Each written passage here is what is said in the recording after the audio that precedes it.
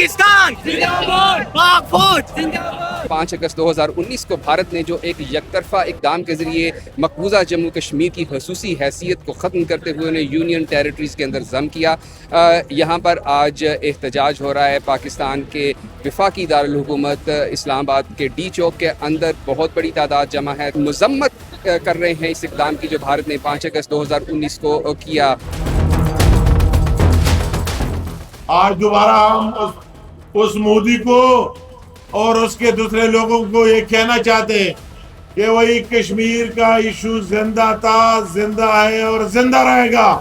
जब तक एक कश्मीर और एक पाकिस्तानी जिंदा है, ये जिंदा रहेगा।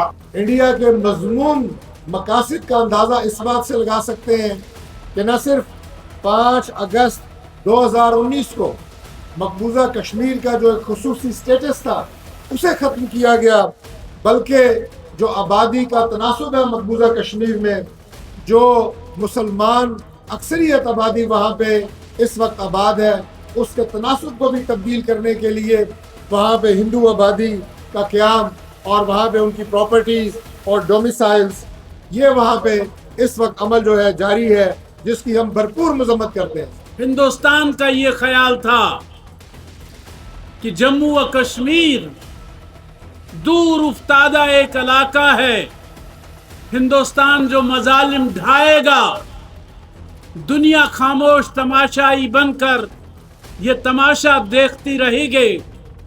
लेकिन हकीकत ये है कि जम्मू व कश्मीर का एक वाली वारिस भी है, पाकिस्तान, जिसने कज़िया कश्मीर को अक़वाम मुत्तहिदा में उठाया, सिक्योरिटी काउंसिल में उठाया, OIC के सामने पेश किया, दुनिया के सामने ये हकीकत रख दी कि हिंदुस्तान जालिम है।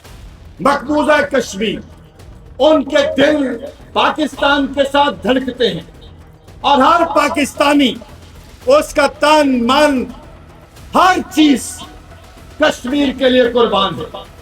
मकबूजा कश्मीर के अंदर मैं उन माओं को, बहनों को, बेटियों को खराजे अकीदत पेश करता हूँ, खराजे तहसीन पेश करता हूँ, जो अपनी वसीयत के अंदर ये लिख जाती है कि मेरा बेटा जब दुनिया से जाए इसको पाकिस्तान के झंडे के परचम में दफन करना है।